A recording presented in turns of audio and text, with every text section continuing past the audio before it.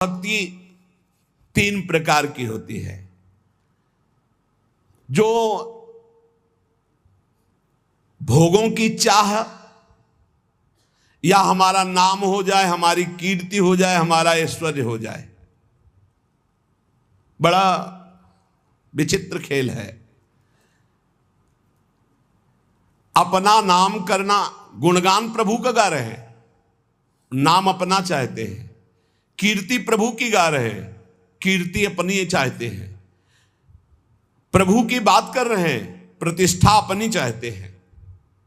भक्ति का स्वांग है, कामना है, यश कीर्ति नाम प्रतिष्ठा, विषय भोग, ऐश्वर्य, समुदाय। जिनके एक रोम कूप में अनंत ब्रह्मांड वास करते हो मेरे प्रीतम है, वो काफी हैं, तुम्हारी जरूरत नहीं। तुम्हें जरूरत हो तो आओ, हमें तुम्हारी जरूरत नहीं है। तुम्हें जरूरत है तो द्वार खुला है। दिखरावा माते तिन अद्भुत रूप, प्रचंड रोम रोम प्रतिलागे, कोटि कोटि ब्रह्मांड ब्रह्मांड निकाया, निर्मित माया रोम रोम प्रतिवेद कहे। आए हो तो भगवान है, आप हमारे आदर है। कभी ना आओ तो प्रश्न नहीं होगा। आए की हुज्जत नहीं, गए की तलाश नहीं। भरोसो दृढ़ इन चरणन के रो। जब हमारे अंदर सकामता होती है तो विषय भोग की, यश कीर्ति की, ऐश्वर्य की, मान प्रतिष्ठा की, तो वो भक्ति रूप ले लेती राजसी भक्ति। और जब किसी को दंड देने की, हिंसा की, पीछे आपने सुना होगा जो राधा कृष्ण में भेद बुद्धि करते हैं, जब तक सूर्य चंद्र रहता है तब तक कालसूत्र नरक में रहते हैं। सुना हो तो नरक भोगेगा, तुझे कोई नहीं बचा सकता, क्योंकि ब्रह्म ऋषियों ने लिखा है। वो साप नहीं है, वो क्रोध नहीं, वो हिंसा नहीं, वो दंड नहीं। वो जो दंड विधान लिखा हुआ है, जैसे अभी का जो पराई स्त्री से भोग करता है वो इस नरक में डाला जाता है, और वहां लोहे की तपती हुई स्त्री से हजारों वर्षों तक उसका आलिंगन कराया। ले भोग। अब ये साप नहीं है, ये दंड विधान है। उस विधान का फल वर्णन किया जाता है। जो दूसरे की हिंसा करने के लिए, दंभ दिखावा करने के लिए, मत्सरता, ईर्ष्या, द्वेष, ये तामसिक भक्ति। भक्ति तो करता है पर तामसिक भक्त है। और जो अपने मोक्ष की कामना, पाप नाश की कामना, कैवल्य परम पद की कामना, इसे सात्विक भक्ति कहते हैं। लेकिन इन तीनों भक्तियों से ऊपर उठी हुई उत्तमा भक्ति होती है। उत्तमा भक्ति चित स्वरूपा होती है। इसके तीन भेद होते हैं। पहला साधन भक्ति, दूसरा भाव भक्ति, और तीसरा प्रेम भक्ति। इंद्रियों के द्वारा सारी की सारी चेष्टा प्रभु के लिए होना, जैसे नाम कीर्तन करना है, नाम जप करना है, लीला चरित्र सुनना है, सेवा करना है, परिक्रमा करना। इंद्रियों के द्वारा, कर्मेंद्री, ज्ञानेंद्री के द्वारा मन सहित सारी चेष्टाएं प्रभु के लिए होना, उसे साधन भक्ति कहते हैं। इस साधन भक्ति में दो गुण प्रकाशित होते हैं बड़े जोर के। क्लेशग्नि, शुभदायिनी। सारे क्लेश नष्ट कर देती है साधन भक्ति। उत्तमा भक्ति के तीन साधन, तीन। पहला है साधन भक्ति, दूसरा है भाव भक्ति, तीसरा है प्रेम भक्ति। इस भेद को समझो। पहले साधन भक्ति अगर पहली सही है तो दूसरी आ जाएगी भाव भक्ति, और भाव भक्ति सही है तो तीसरी प्रेम लक्षणा भक्ति जागृत हो जाएगी। पहली में ही कितना लाभ शुरू हो जाता साधन भक्ति में। क्लेशग्नि, संपूर्ण क्लेशों का नाश हो जाता है। क्लेश किससे होते हैं? तीन से क्लेश होते हैं। पाप से, वासना से, अविद्या अज्ञान से। जब हम साधन भक्ति करते हैं, साधन भक्ति का मतलब समझे, मन सहित पांच ज्ञानेंद्रियों, पांच कर्मेंद्रियों से जितना कुछ बन रहा है वो सब प्रभु की प्रसन्नता के लिए। उस साधन भक्ति के दो प्रभाव प्रकट होंगे। संपूर्ण क्लेशों का नाश। क्लेश किससे होता है?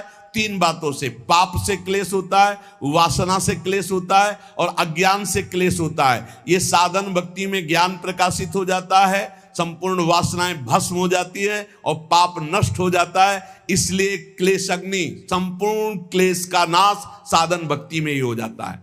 और शुभदायिनी, कभी कभी अज्ञान के कारण आरोप भगवान में करते हैं कि भगवान हम पर कृपा नहीं किए, इतनी भक्ति की, इतना नाम जप किया, लेकिन पूर्व प्रारब्ध जो है वो बहुत बलवान है। जब शरीर रचा गया उसी समय प्रारब्ध रचा गया, आपके साथ घटनाएं घटेंगी, इसीलिए नाम जप कर लो। प्रारब्ध और अप्रारब्ध, प्रारब्ध जिसका पाप फल प्रकट हो चुका है भोगो, अप्रारब्ध अभी आने वाला है, पहले से निश्चित है कि 55 वर्ष की अवस्था में आपको ये भोगना है, पक्का भोगोगे, चाहे जितना भजन करो। भोगने की सामर्थ्य भजन से मिल जाएगी। प्रारब्ध को मिटाना बहुत कठिन है, और जब मिटाने वाला भजन हो जाता है तो मिटाने की इच्छा नहीं रहती, क्योंकि भगवत प्राप्ति के नजदीक पहुंच चुका है। तो लौट कर कौन, जैसे सांप अपनी केचुल की तरफ नहीं देखता, ऐसे भगवत प्राप्ति के योग्य महात्मा शरीर की तरफ नहीं देखता। तो पाप का बीज वासना है, इससे हमारे पूर्व पाप हुए। 2 प्रकार के प्रारब्ध बन चुके हैं, एक प्रारब्ध, एक अप्रारब्ध। प्रारब्ध जो हम भोग रहे हैं, अप्रारब्ध जो आगे भोगने वाला है। पाप की बीज वासना इस जन्म भी पाप करा रही है, तो हम जब साधन भक्ति करते हैं तो इस जन्म की वासना का नाश होता है, और पूर्व स्टॉक जो पापों का है उसका नाश हो जाता है। और अविद्या जिसके कारण पाप हो रहा था, वासना बन रही थी, उसका नाश हो जाता है, पर प्रारब्ध बना रहता है। ये अज्ञानी जन ना जानने के कारण कहते हैं कि अरे भजन शुरू किया, बड़ा कष्ट भोग रहे हैं, तो क्या भजन का फल है? अनंत जन्मों से भोगते चले आ रहे हो, पाप कर्म करते चले आ रहे हो, तुम्हें पता नहीं। लोगों की समझ में ही नहीं आता। मछली को जल तरोई कहते हैं, तो तुम कौन सी तरोई होगे? तुम्हें भी पता होना चाहिए। पक्का मत्स्यावतार भगवान ने लिया है कि नहीं लिया? मत्स्यावतार भगवान ने लिया है, और तुम मछली को जल तरोई करते हो, कढ़ाई में तल के खाते हो, तो तुम भी तले जाओगे। अब एक बार के आहार में कितने जीव खाते हैं लोग, कितना पाप कर रहे हैं। अज्ञानियों को ब्रह्मा भी नहीं समझा सकते। मूर्ख हृदय न चेत, चाहे गुरु मिले बिरंच सम, फूले फरे न बेत।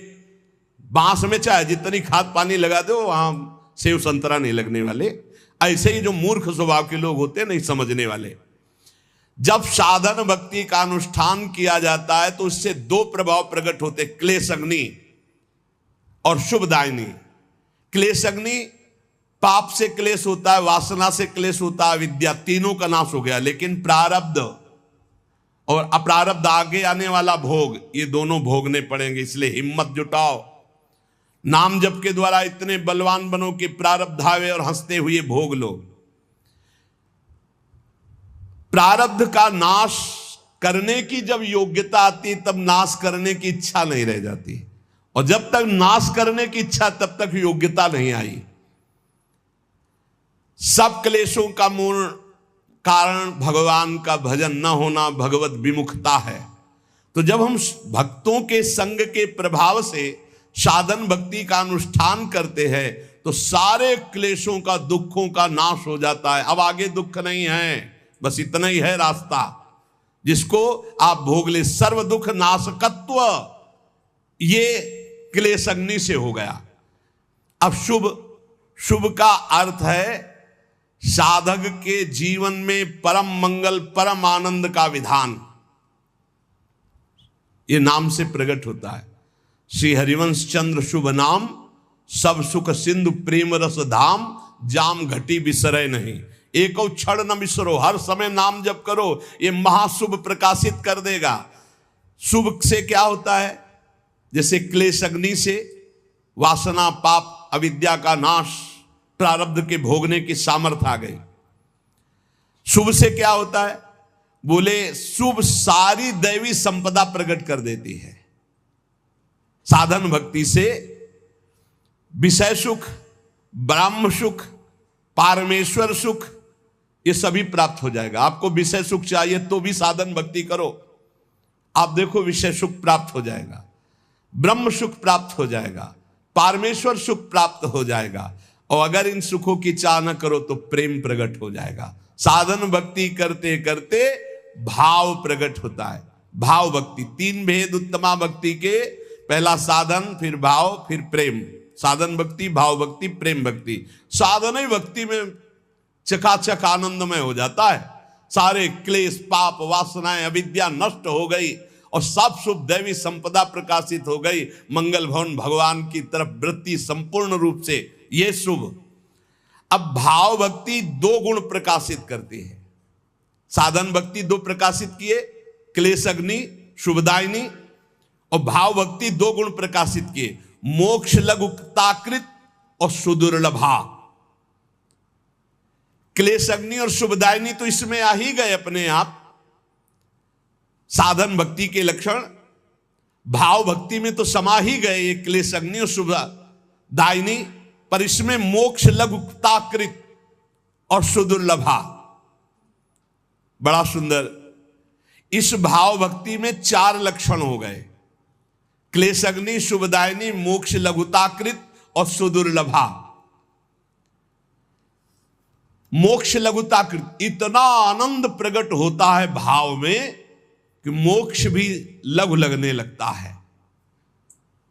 वो जब भाव प्रकट होगा, भावोत्सवेन भजताम, भाव प्रकट होगा तब आपको पता चलेगा कि मोक्ष सुख भी कड़ुआ लगने लगता है। इसलिए प्रेमी महापुरुषों ने मोक्ष स्वीकार नहीं किया। और सुदुर्लभा, भगवान की उस सुदुर्लभ दिव्य दिव्य गुण, दिव्य दिव्य रहस्य, दिव्य दिव्य भाव उसके हृदय प्रकट होते हैं जो अन्य किसी साधन से नहीं प्रकट हो सकते। तब उसमें महामहिम प्रेम लक्षणा भक्ति जागृत होती है। अब प्रेम लक्षणा भक्ति में अपने दो गुण प्रकाशित हुए, सांद्रानंद विशेषात्मा पहला, और दूसरा श्री कृष्णा आकर्षणी, ये दो गुण। तो प्रेम लक्षणा भक्ति में 6 गुण उपस्थित हो गए। जो साधन भक्ति में क्लेशग्नि, शुभदायिनी, और भाव भक्ति में मोक्ष लघुताकृत और सुदुर्लभा, ये तो प्रेम भक्ति में है ही। और प्रेम भक्ति के अपने दो मिल गए, सांद्रानंद विशेषात्मा और श्री कृष्णाकर्षणी भक्ति 6 लक्षणों से युक्त हो गई। क्लेशग्नि, शुभदा, मोक्ष लघुताकृत, सुदुर्लभा, सांद्रानंद विशेषात्मा, श्री कृष्णाकर्षणी च सा। क्लेश नाशनी, शुभदायिनी, इस साधन भक्ति में हो गया। मोक्ष लघुताकृत का तात्पर्य है धर्म, अर्थ, काम, मोक्ष, ये सब व्यर्थ नजर आने लगते हैं जब भाव प्रकट होता है। श्रीमद् राधा सुधा निधि में धर्माद्यर्थ चतुष्टयम विजयताम किम तद वृथा वार्ताया, धर्म अर्थ काम मोक्ष की बेकार की वार्ता हमारे सामने कहते हो, जगत में विजयी रहे मेरे सामने। जैसे भाव में डूबे हुए भरत जी महाराज कह रहे हैं, अर्थ न धर्म न काम रुचि गति न चहो निर्वाण, जन्म जन्म रति राम पद यह वरदान नान। तो मोक्ष लघुताकृत का तात्पर्य है सालोक्य, सारूप्य, सामीप्य, सारिष्ट, सायुज्य, 5 प्रकार के मोक्षों का भी त्याग। दीयमानम न गृहणन्ति बिना मत सेवनम जनाहा। धर्म अर्थ काम की तो बात जाने दो, 5 प्रकार के मोक्षों का भी त्याग हो जाता है जब भाव भक्ति का प्रादुर्भाव होता है। और सुदुर्लभा, सब सिद्धियां, बड़े बड़े सुख, बड़े बड़े लाभ, बड़े बड़े रहस्य, ये सब उसके सामने होते हैं जो भाव भक्ति में डूबा हुआ महापुरुष है। परंतु वो अपनी भाव भक्ति की प्रधानता से शीघ्र उन सबको क्रॉस करके प्रेम में पहुंचने वाला है, इसलिए किसी को स्वीकार नहीं करता, सब कुछ न्यौछावर कर देता है अपने प्रीतम के लिए और कृपा पर निर्भर हो जाता है। तब उसके अंदर प्रेम लक्षणा भक्ति जागृत होती है और उसका गुण प्रकट होता सांद्रानंद विशेषात्मा। ये सांद्रानंद विशेषात्मा करोड़ों ब्रह्मानंद को भी इस प्रेमामृत के सामने नहीं गिनता, जिसके अंदर ये प्रेम लक्षणा भक्ति जागृत हो गई। एक ब्रह्मानंद क्या, करोड़ों ब्रह्मानंद भी उस प्रेमानंद के सामने एक कण की तुलना के भी बराबर नहीं। अपार अत्यंत महाप्रेम सुख उस भक्त को प्राप्त होता है जिसके अंदर प्रेम लक्षणा भक्ति जागृत हो जाती। और श्री कृष्णा आकर्षणी, बहुत जोर की महिमा इसमें। उसके आराध्य देव उसके पीछे पीछे बसीभूत होकर घूमते। प्रेम लक्षणा भक्ति से जो युक्त हो गया, एकादश स्कंद में भगवान ने स्वीकार किया। श्रीमद् भागवत में कह रहे हैं कि निरपेक्षम मुनिम शांतम निर्वैरम समदर्शनम अनुब्रजाम्य हम नित्यम पूये यत्रंगुरेणु भी। जो निरपेक्ष है, किसी की अपेक्षा नहीं रखते, मननशील है, हर समय मेरा मनन करते रहते। मुनिम और शांतम, जो हर द्वंद्व को शांत भाव से सह जाते हैं। निरपेक्षम मुनिम शांतम निर्वैरम, जिनका संसार में किसी से भी द्वेष नहीं। समदर्शनम, जो सब जगह मेरे को देखते हैं, समता के भाव को प्राप्त हो गए। ऐसे महात्माओं के पीछे मैं डोलता हूं कि उनकी चरण रज मेरे ऊपर पड़ जाए। श्री कृष्णाकर्षणी का अभिप्राय है कि ऐसे प्रेमी भक्त के पीछे पीछे भगवान वशीभूत होकर डोलते हैं।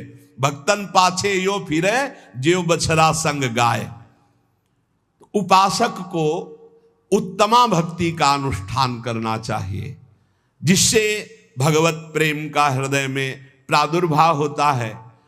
उत्तमा भक्ति के लिए साधन भक्ति अत्यंत अनिवार्य है। और साधन भक्ति का स्वरूप श्री महामहिम दादू दयाल जी कह रहे हैं, हम जीवें इहि आसरे सुमिरन के आधार, दादू छिट के हाथ सो तो हमको बार न पार। बड़े महापुरुषों ने कहा है कि सुमिरन चल रहा तो हम जी रहे हैं, अगर सुमिरन नहीं तो हमारी मृत्यु समझो। परम महामहिम श्री नानक साहब जी की भीड़ कि नाम है तो हम जीवित है, नाम नहीं तो। अगर नाम छूटा, सुमिरन छूटा तो मानो हमारी मृत्यु हो गई। हमारा जीवन ही नाम है। ये ऐसा उत्तमा भक्ति के लिए सुमिरन चाहिए। उत्तमा भक्ति का साधन इस कोटि का चाहिए कि नाम है तो हम जीवित हैं, नाम नहीं तो देवर्षि नारद जी कह रहे तद स्मरणेन परम व्याकुलते थी। हम परम व्याकुल हो जाए, नाम छूट जाए तो। भाई यहाँ राग द्वेष नाना प्रकार के विकारों की धूम मची हुई है और उसको हटाने के लिए नाम है, उसको पकड़ नहीं रहा साधक। दादू विषय विकार सो जब लग मन राता, तब लग चीतन आवई त्रिभुवन पति दाता। जब तक मन विषयों में लगा हुआ, नाम जप नहीं कर रहे तो तुम्हारा चित्त त्रिभुवन पति भगवान में रति को प्राप्त नहीं हो सकता। दादू अहनिश सदा शरीर में हरि चिंतत दिन जाई, और प्रेम मगन लय लीन मन अंतर गति ल्यो लाई। शरीर में जब तक प्राण है तब तक हरि चिंतत दिन जाए, रात दिन हमारा प्रभु के चिंतन में जाए। प्रेम मगन लय लीन मन अंतर गति ल्यो लाई, अंतर ही अंदर चिंतन चल रहा प्रभु का निरंतर। दादू आनंद आत्मा अविनाशी के साथ, प्राणनाथ हृदय बसे तो सगल पदार्थ हाथ। यदि तुम्हारा भगवत चिंतन चल रहा है, परमानंद में प्रभु की अनुभूति हो रही है हृदय में, तो क्या बकाया रह जाएगा। ये मारे घूम रहे जीव, विश्वास नहीं कर रहे, विश्वास नहीं हो रहा, नाम पे विश्वास नहीं हो रहा, भजन पे विश्वास नहीं हो रहा। अंतर्गति हरि हरि करे तब मुख की हाजत नाही, सहजय धुनि लागी रहे दादू मन ही माही। पहले मुख से शुरू करो नाम जप करना, फिर उपांशु में आता, फिर मानसिक। जब मानसिक आता है तब कोई समझाने की जरूरत नहीं, अपने आप आनंद में डूब जाओगे। ज्यो घुन लागे काठ को लोहे लागे काट, काम किया घट जाजरा दादू 12 बाट। जैसे गेहूं में घुन लग जाए तो ऊपर गेहूं दिखाई देगा लेकिन अंदर बेकार हो जाएगा। लोहे को जैसे काटने वाला काट डालता है, ऐसे ये वासनाएं काट डालती है साधक को। इसलिए वासना से बचने के लिए उपासना अनिवार्य है। उपासना, हर समय अपने आराध्य देव के समीप रहना। कैसे? चिंतन से रहना।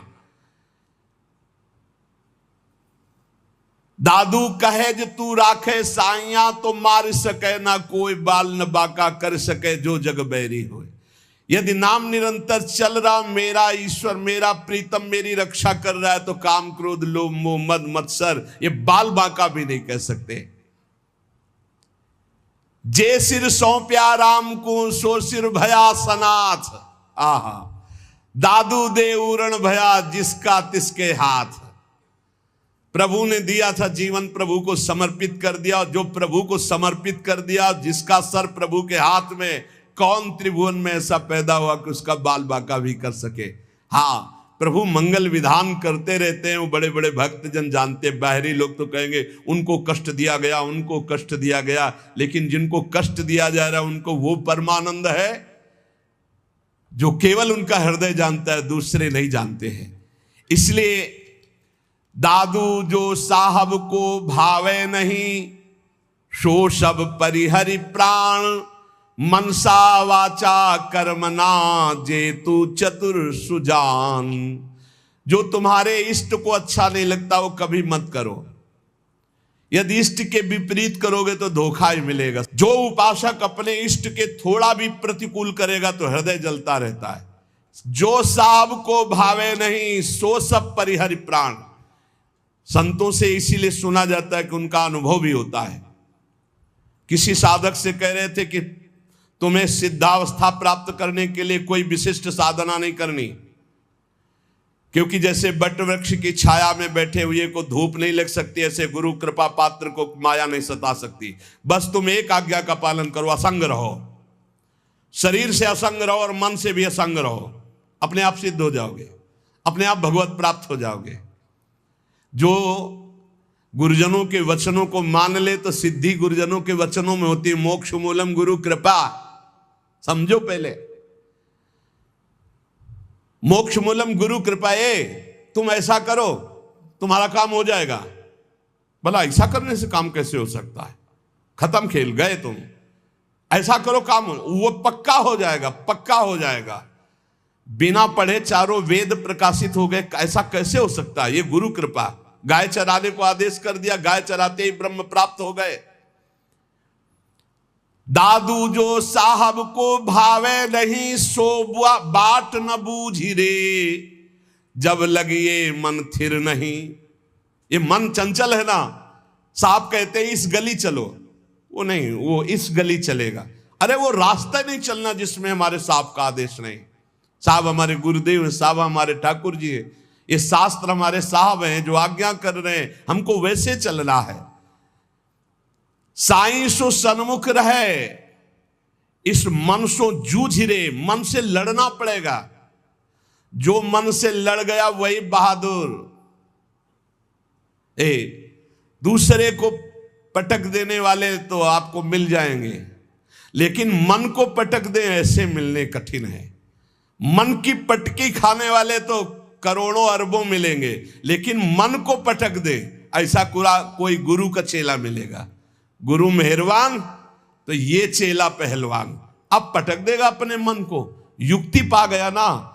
जिसको गुरु का सहयोग मिल गया वो माया पर विजय न प्राप्त कर ले, उसका कारण उसका कोई मनो आग्रह है, कुछ पकड़े है। अगर पकड़ छोड़ दे और गुरु के सहारे ऐसे हो जाए तो नैया पार।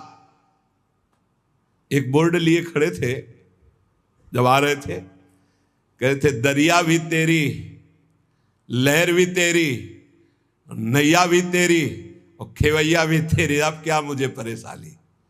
दरिया भी जहां डूबने कब है वो भी तू है, तेरी है। लहर भी तेरी है डूबने वाली, और खेवैया भी तू है, नैया भी तू। अब मेरे को क्या परवाह।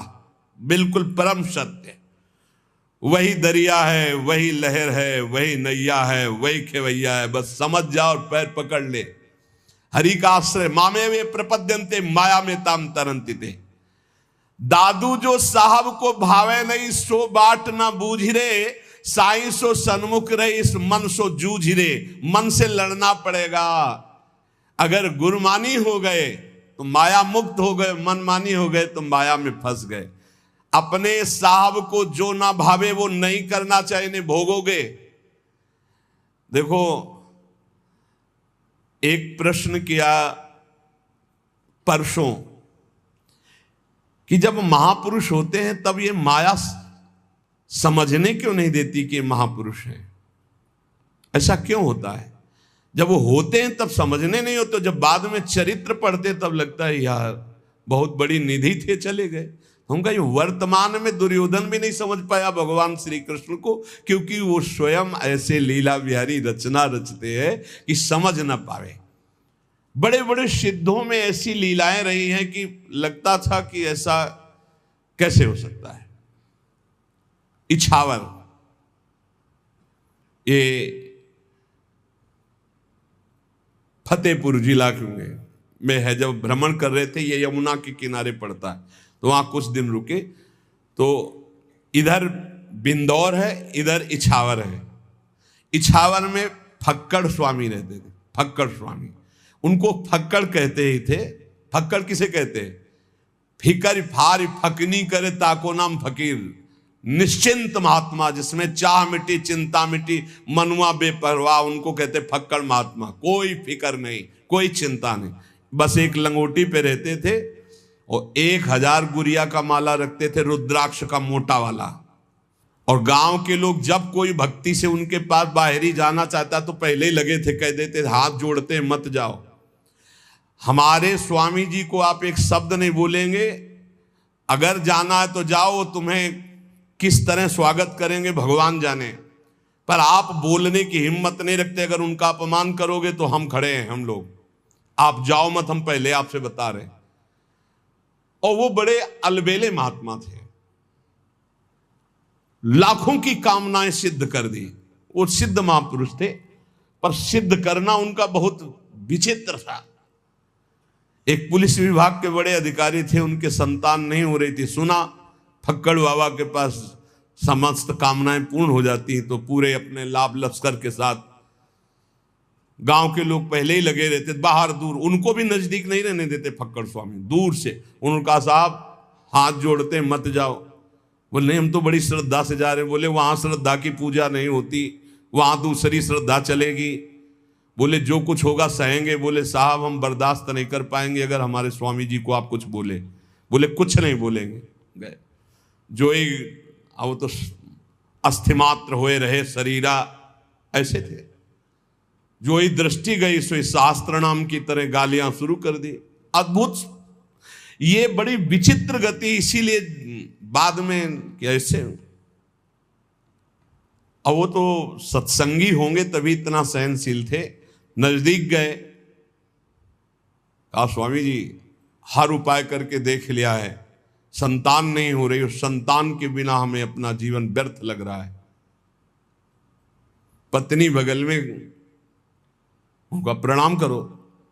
अब गाली नहीं दे रहे थे, अब शांत हो चुके थे। तो 1000 गुड़िया वाला रुद्राक्ष उठाया, घुमाया, मोटर मारा उनकी पत्नी के, तो ऐसे पूरा रुद्राक्ष ऐसे।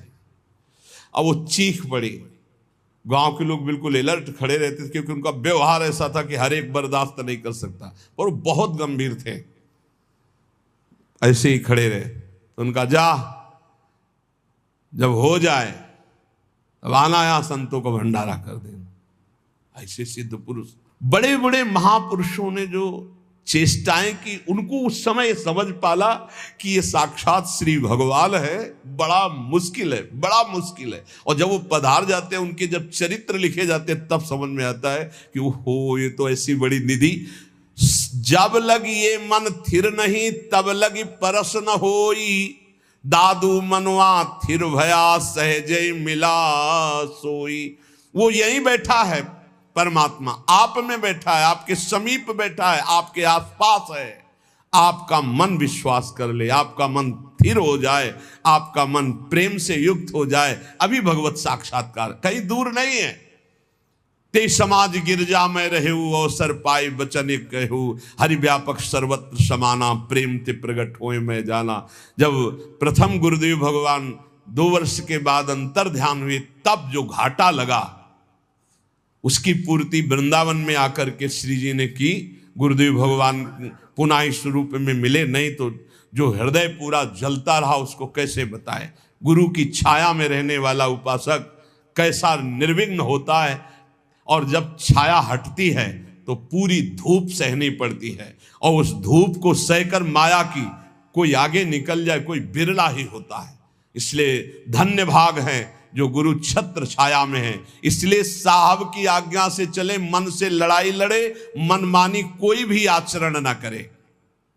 कहा हमारा मान मन पापी परिहरि काम, विषयों का संग छोड़ दे दादू मिली है राम। अरे मन पापी अब मेरा कहा मान दे, ये विषयों का संग छोड़ दे, विषयी पुरुषों का संग छोड़ दे, देख तुझे भगवान मिल जाएंगे। भगवान की प्राप्ति कठिन नहीं है, विषयों का राग छोड़ना बड़ा कठिन है, मन की चाल को रोक पाना बड़ा कठिन है।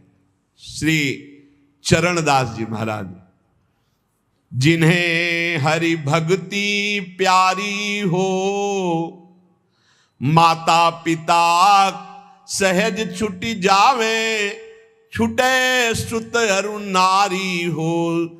देखो यहां छूटने का मतलब राग से है। राग छोड़ने से मतलब परिवार में रहते हुए सब में भगवत भाव हो जाए तो हरि भक्ति, और परिवार छोड़कर चाहे जहां भाग के जाओ नया परिवार बन जाता है। अगर राग है तो शिष्य राग से भी दुर्गति हो जाएगी, शिष्य राग से भी दुर्गति हो जाएगी। एक सिद्ध संत जा रहे थे, उनके साथ कई शिष्य थे, तो एक केचुआ समझते हैं ना, जो मिट्टी खाता है, बहुत कोमल शरीर वाला होता है, और लाल चींटी उसमें लाखों चिपटी हुई थी। तो शिष्य खड़े हो गए और गुरुजी से कहा, गुरुजी कितना भयानक कष्ट इस जीव को, क्योंकि ये चींटी जब काटती है तो मनुष्य शरीर में भी बहुत पीड़ा होती है और एक दाग बन जाता है लाल लाल, और देखो कितना कोमल शरीर कछुआ का, लाखों चींटी है।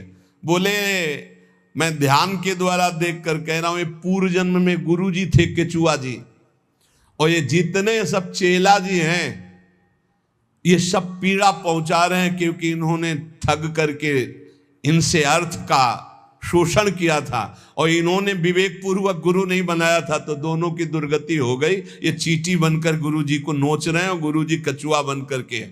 बहुत होश में यदि भगवत मार्ग विमुख विषय चिंतन, विषय क्रिया, विषय विचार से युक्त हो तो भगवान की प्राप्ति नहीं दुर्गति प्राप्ति है। और यहां कह रहे हैं कि यदि भगवान के चरणारविंद की भक्ति में तुम्हारा चित्त है तो कहीं राग नहीं रह जाएगा। राग बहुत खतरनाक है, ये विष है राग। राग बहुत बड़ा विष है, क्योंकि जहां प्रतिकूलता हुई तहां द्वेष हो गया। राग और द्वेष यही जन्म मरण का बंधन है। राग द्वेष दोनों खोइए तब खोजिए पद निर्वाण। जब भक्ति का रंग लगता है तो लोक भोग फीके लगे, समस्तुति गारी हो, हानि लाभ नहीं चाहिए सब आशाहारी हो। कोई भी आशा जब तक हृदय में है तब तक भक्ति का रंग नहीं आया। केवल एक आशा प्रभु की, प्रभु से नहीं, प्रभु की आशा। प्रभु से आशा भोगों की नहीं, प्रभु से आशा कल्याण की भी नहीं, केवल प्रभु की आशा। तब प्रेम लक्षणा भक्ति। ना हानि की परवाह है, ना लाभ का सुख है, ना किसी लोक के भोग की आशा है। जगसु मुख मोरे रहे, करे मुरारी ध्यान हो, जित मनुआ लागो रहे, भय घट उजियारी हो। गुरु सुखदेव बताइया प्रेमी गति भारी हो, चरण दास चारों वेद सु और कछु न्यारी हो। मन मारे तन बस करे, साधे सकल शरीर, फिकर फारी कफनी करे, ताको नाम फकीर। वही भक्त है कोई फिक्र नहीं, कोई चिंता नहीं। श्री गुरुदेव के बताए हुए मार्ग पर चलकर निरंतर भगवत आराधना में तन्मय है। मनुष्य जीवन का परम लाभ उत्तम प्रेम लक्षणा भक्ति। उत्तम प्रेम लक्षणा भक्ति का सरल शब्दों में निरंतर अपने प्रभु में चित्त जोड़े रहना। जैसे बने वैसे कर लो, गा के रो के हंस के जैसे बने वैसे चित्त को प्रभु में जोड़े रहो, यही सर्वोपरि साधना है। और गृहस्थ में हो तो अपनी पत्नी से केवल भाव, वो भी संयम पूर्वक। और भगवान की प्राप्ति के लिए सबसे ज्यादा दुश्मन है ये काम भाव, बस इसी से लड़ना है, सब इसी से मिट जाएंगे। इसीलिए पहले रखा काम, काम क्रोध, फिर लोभ मोह मद मत्सर, ऐसे रखा गया है। पहला मिटा कि सब मिट जाएंगे, पहले काम को मिटाना है। जो भक्ति या ज्ञान या योग में जाना चाहता है, सबसे पहले इस काम को मिटाना है। काम को वही मिटा सकता है जब इसका चिंतन छूटे। इसका चिंतन छोड़ने का तात्पर्य है निरंतर प्रभु का चिंतन करना। इसीलिए हम कहते हैं राधा राधा राधा राधा। हर समय नाम जप करते रहो, सत्संग सुनो, मनन करो, उसको आचरण में उतारो।